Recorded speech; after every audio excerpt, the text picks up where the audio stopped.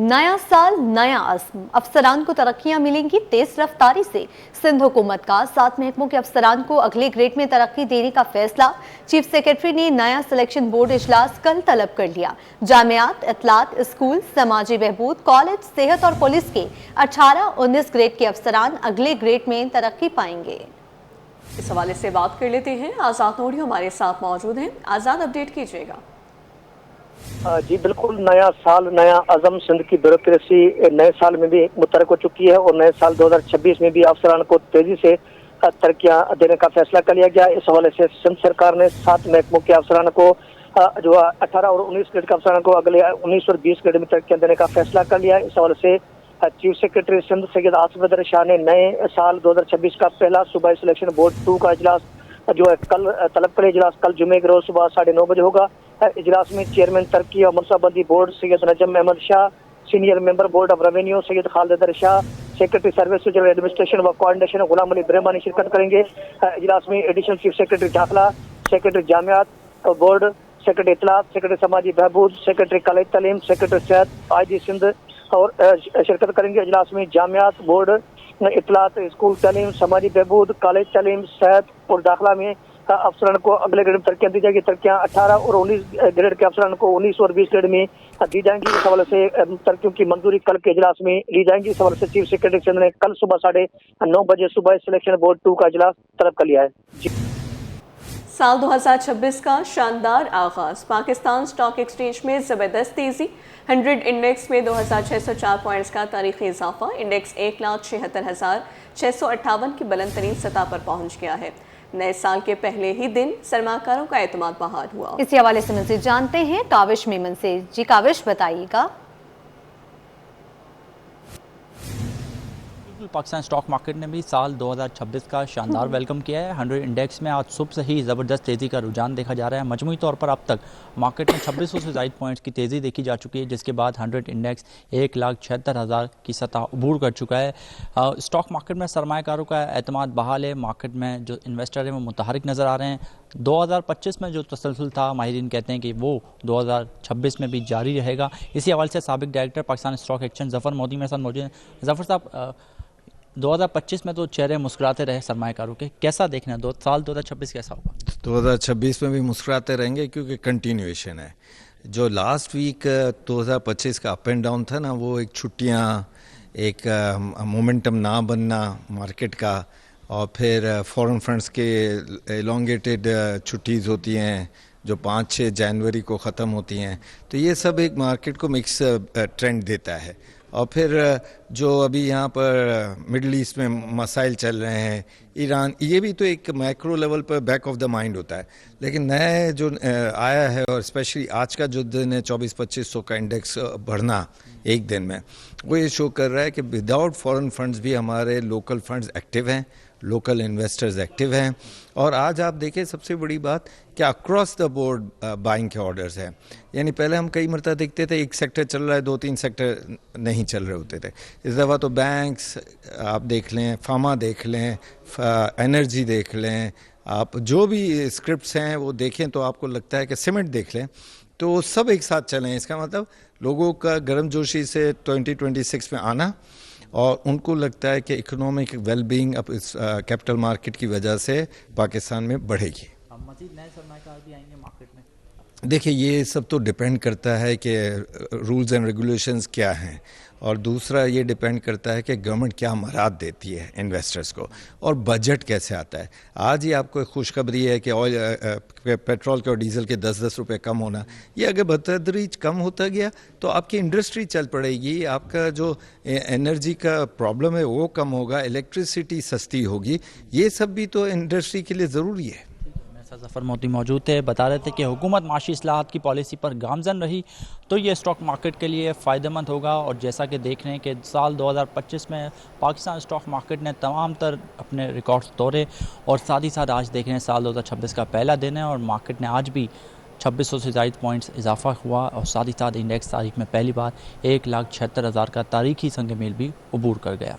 जी ठीक है काविश मेमन, आपका शुक्रिया।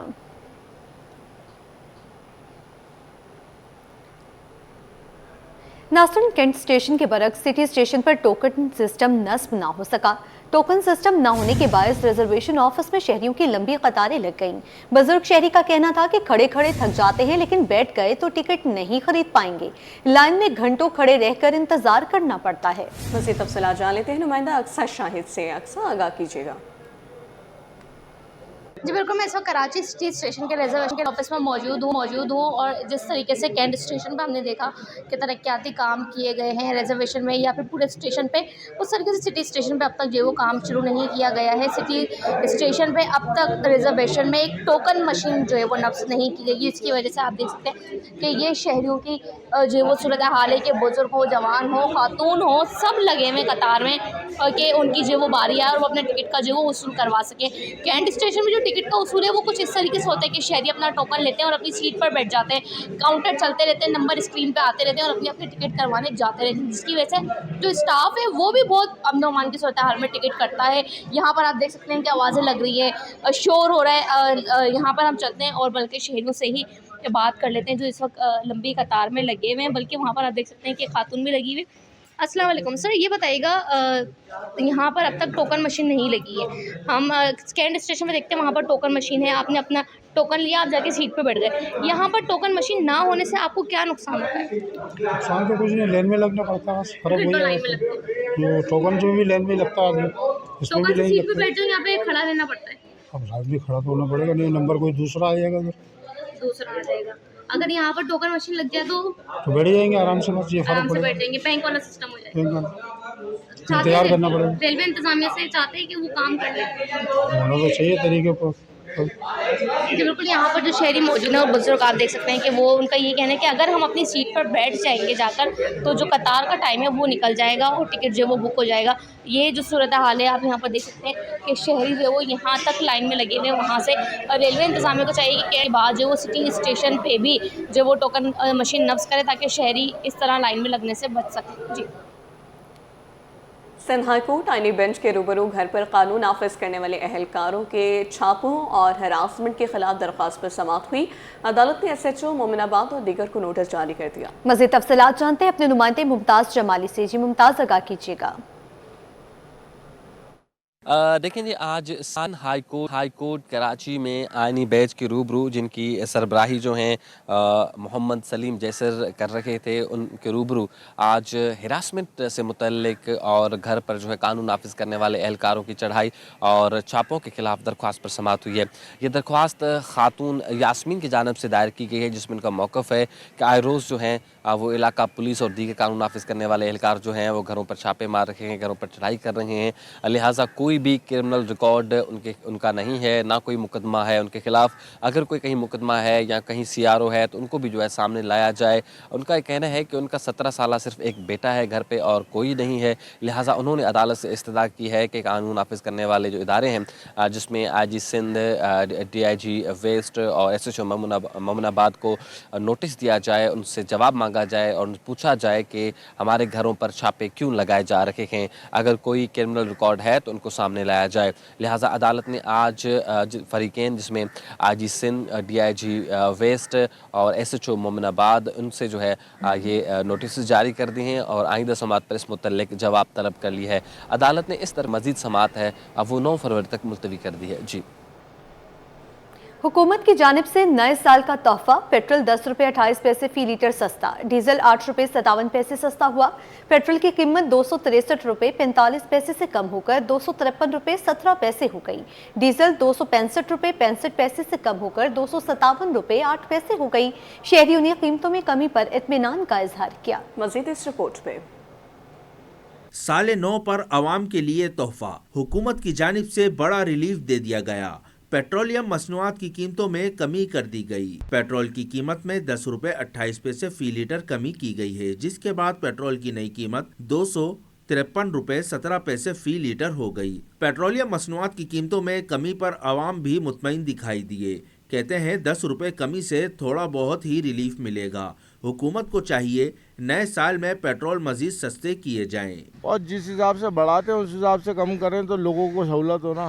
नहीं, सिर्फ पेट्रोल पे 10 रुपये कम करने से कोई फ़र्क नहीं पड़ता, बल्कि आवाम को इसके अलावा भी आसाइशें चाहिए। जैसे बिजली है, गैस है, पानी है, उन सब के ऊपर भी कुछ ना कुछ मामलात बनने चाहिए। बहुत कोई कहीं ना कहीं तो कुछ रिलीफ मिल रहा है ना। 10 रुपए देखते हो, 10 रुपए से क्या बनता है हमारा। मैं तो सोच रहा हूँ बिल्डिंग बनाऊँ। कुछ दिनों के बाद ये 10 रुपए की जगह आपको 15 रुपए और बढ़ा के पेट्रोल के देने पड़ेंगे। ये हुकूमत की तरफ से तोहफा नहीं है, हुकूमत की तरफ से लॉलीपॉप है, ये जल्दी खत्म हो जाएगा। नोटिफिकेशन के मुताबिक डीजल की कीमत में 8 रुपये 57 पैसे फी लीटर कमी की गई है। डीजल की नई कीमत 257 रुपये 8 पैसे फी लीटर मुकर्रर की गई है। माहिरीन माशियात के मुताबिक डीजल जो बड़े पैमाने पर माल बरादर ट्रांसपोर्ट, ज़राई मशीनरी और बिजली पैदा करने वाले यूनिट्स में इस्तेमाल होता है, महंगाई को कंट्रोल करने में कलीदी किरदार अदा कर सकता है। नाज़रीन, साल 2025 में कंपटीशन कमीशन की कार्रवाइयाँ कार्टलाइजेशन और प्राइस फिक्सिंग पर 2 अरब 36 करोड़ के जुर्माने, 93 करोड़ रिकवर किए। शुगर, स्टील, पोल्ट्री और फर्टिलाइजर सेक्टर्स को शोकाज, 34 शोबों में 159 मर्जर्स की मंजूरी ली गई है। अदालती बैकलॉग का 70% खत्म। सार्फिन के तहफ़्फ़ुज़ के लिए बड़े शहरों में दफातर कायम कर दिए। मज़ीद तफसीलात जानते हैं ब्यूरो चीफ अशरफ खान से। जी अशरफ, अपडेट कीजिएगा। यहाँ पे देखा जाए जो गठजोड़ होता है उस पर कंपटीशन कमीशन और पाकिस्तान में साल 2025 के दौरान मुख्तलिफ सेक्टर की मार्केटों में कार्टेलाइजेशन, गठजोड़ की कीमतों को फिक्स करने, मार्केट में गठजोड़ बनाने के मुआहिदों और गुमराहकुन तशहीरी सरगर्मियों पर जो है 2 अरब 36 करोड़ रुपए के भारी जुर्माने आयद किए हैं। साल 2025 के दौरान कमीशन ने जो है 93 करोड़ 25 लाख 60 हजार रुपए के जुर्माने रिकवर किए और कंपटीशन के कवानीन के मुमकिन खिलाफ वर्जी पर जो है 47 शो कॉज नोटिस जारी किए गए। साल 2025 की बात की जाए तो कंपटीशन कमीशन ने इसमें जो है स्टील की जो कंपनियां थी, जिसमें आयशा स्टील है, इंटरनेशनल स्टील है, उसकी कीमतों के तयन करने पर 1 अरब 56 करोड़ 20 लाख रुपए का जुर्माना किया और 6 फर्टिलाइजर मैन्युफैक्चरिंग और उनकी एडवाइजरी काउंसिल पर 37 करोड़ रुपए का जुर्माना किया। जबकि पाकिस्तान पोल्ट्री एसोसिएशन और 8 डे ओल्ड कंपनियों पर जो है कीमतें फिक्स करने पर 15 करोड़ रुपए के भारी जुर्माने किए हैं। इसके अलावा गुमराहकुन तशहीर और ममनुआ मुआहिदों पर जो मुख्तलिफ कंपनियों पर जो है भारी जुर्माने किए गए हैं। साथ ही उनके ऊपर भारी जो है जुर्माने के साथ जो नोटिफिकेशन भी किया है जिसमें शो कॉज जारी किए गए हैं। 14 नोटिस जो है गुमराहकुन तशहीर पर कंज्यूमर गुड्स के ऊपर किए गए हैं जिससे आवाम को गुमराह किया गया है और साथ ही इस तरीके की कार्टेलाइजेशन में 13 शो कॉज अलग से जारी किए गए हैं। इसके अंदर जो है 10 शुगर मिल्स, 2 स्टील मिल्स और खुर्दनी तेल के ट्रांसपोर्टर की एक एसोसिएशन शामिल है। बेहतर इन्फोर्समेंट की कार्रवाइयाँ बराह रास्त आवाम और सार्फिन के मफाद का तहफ़्फ़ुज़ के पेश नज़र किया गया है। ठीक है अशरफ खान, आपका शुक्रिया, साथ ही रहिएगा।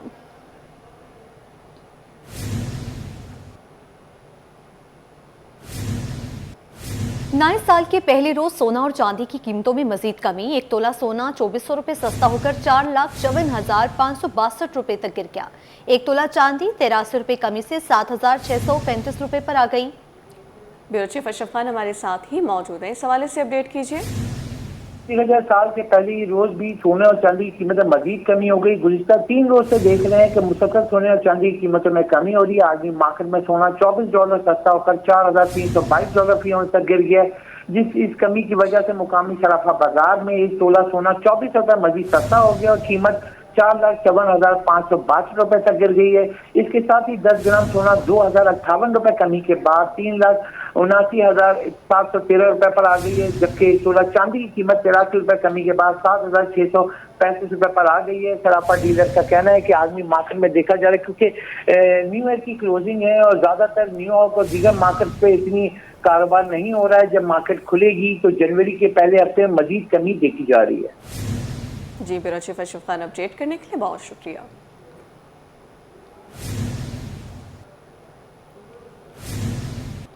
वज़ीर दाखिला सिंध ज़ियाउल अंजार से IG सिंध जावेद आलम ओढो की मुलाकात हुई है। सूबे में अमन व अमान, सिक्योरिटी की सूरत हाल पर तफसीली तबादला ख्याल किया गया।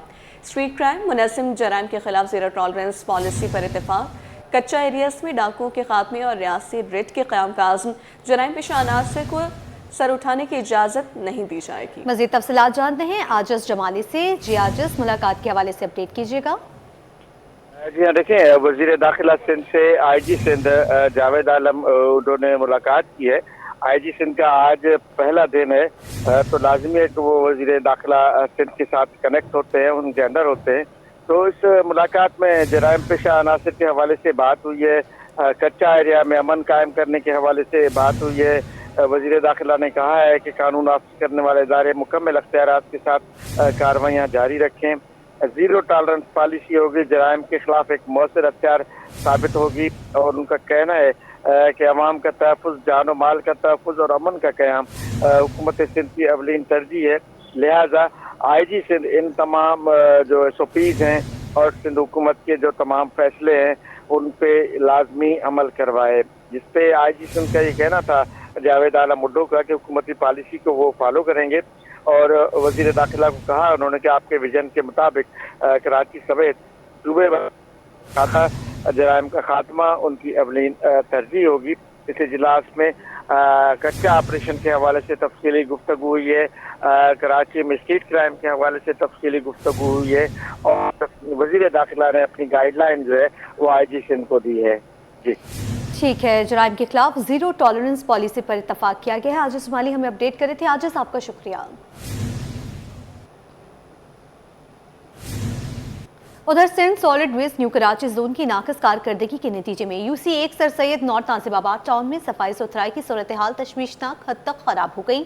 मकीन कहते हैं 40 से 50 फुट की दूरी पर मौजूद कचरे के ढेर बीमारियां फैलाने का सबब बन रहे हैं। मजीद बताएंगे इस हवाले से रिजवान अहमद। जी रिजवान,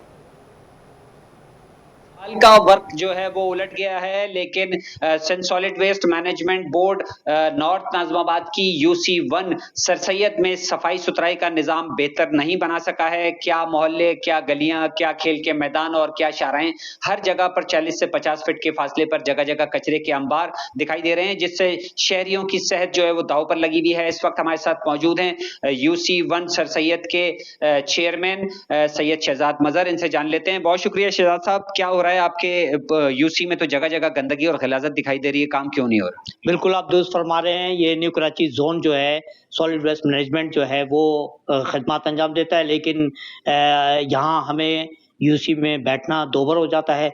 हम जब कहीं किसी जगह जाते हैं रास्ते में तो जगह जगह हमें खुद ये चीज़ें नज़र आती हैं, हम बाहर कचरे के नज़र आ रहे होते हैं और लोग जो है वो हमें पकड़ रहे होते हैं, दस्तों गिरबान हो जाते हैं और बहुत परेशानी के आलम में हम वक्त अपना गुजार रहे हैं। 3 साल का अरसा गुजर चुका है, लेकिन सॉलिड वेस्ट मैनेजमेंट का जो किबला है वो दुरुस्त नहीं हो रहा है। डोर टू डोर कलेक्शन नहीं हो रही, कचरा कुंडियाँ भरी हुई हैं जो बुनियादी हैं। झाड़ुआँ, मेन झाड़ू हमारी न्यू कराची ये नागन से लेके अंडा मोड़ तक और फिर UP मोड़ से लेके डिस्को मोड़ तक, फिर नूरजहां की जो शारे नूरजहां हैं वो पूरी, आप अगर आपने करा होगा दौरा वो सारा आप देख लेंगे, चारों तरफ जो है ना झाड़ू है ना जो है कचरा कुंडियां उनकी जो है क्लियर है, वो तमाम चीजें। इसी तरह से डिस्को मोड़ के ऊपर KDA वो अपनी बना रही है, चौरंगी बना रही है, अंडा मोड़ पे अपनी चौरंगी बना रही है। उनको कह के थक गए कि भाई कम से कम ये काम सही हो जाए, कारपेट सही हो जाए, आप इधर से उठा लें, वो भी नहीं उठाते। अच्छा, ये मुझे बताइएगा कि Sindh solid waste management board ने जो है वो UCs को भी अमला देने की जो है वो मुआहदा मौजूद है, उसकी शिक मौजूद है। कितना स्टाफ आपको सॉलिड वेस्ट की जानिब से मिला हुआ है, कितनी मशीनरी मिली हुई है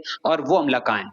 पेपर पे मुआहदे तो मुझे नहीं पता क्या क्या हैं, खुद हमें जो बताया है कि उनके मुताबिक कि 15 अफराद जो हैं वो हमें दिए हुए हैं, 2 गाड़ियां हमें दी हुई हैं, 5 रिक्शे जो हैं वो उन्होंने दिए हुए हैं, लेकिन ये कहाँ खदमात अंजाम देते हैं, किस तरह से देते हैं, हमें किसी किस्म का पता नहीं होता है। Sindh solid waste management board की गाड़ियों से डीजल चोरी की रिपोर्ट भी जो है वो हमने नशर की और इस हवाले से जो मुंतखब नुमाइंदे हैं UCs के, उनका यही शिकवा है कि उनके लिए जो स्टाफ मुतय्यन किया गया था कि UCs को फराहम किया जाएगा, मशीनरी फराहम की जाएगी, वो भी नहीं दी जा रही और Sindh solid waste management board का अमला जो है उसकी जो निजी कंपनी है वो भी जो है काम नहीं कर रही, जिसके नतीजे में इस पूरी UC में जगह जगह कचरे के अंबार लोगों की सेहत को दांव पर लगाए हुए हैं। जी